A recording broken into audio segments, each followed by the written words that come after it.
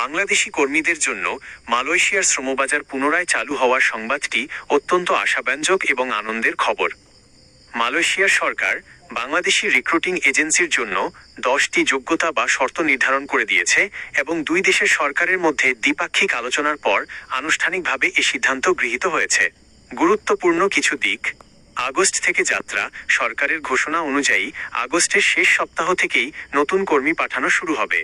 স্বচ্ছতা ও সরকারি উদ্যোগ, দালাল চক্র বা সিন্ডিকেটের দৌরাত্ম্য বন্ধ করতে এবং অভিবাসন খরচ কমাতে প্রথম ধাপে রাষ্ট্রায়ত্ত প্রতিষ্ঠান BOESL এর মাধ্যমে কর্মী নিয়োগকে প্রাধান্য দেওয়া হচ্ছে।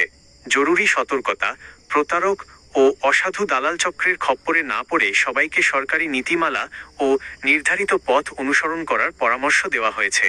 বৈধ উপায়ে ও সঠিক প্রক্রিয়া মেনে আবেদন করলে প্রবাসী ভাই বোনদের জন্য এটি নিঃসন্দেহে একটি বড় সুযোগ তৈরি করবে।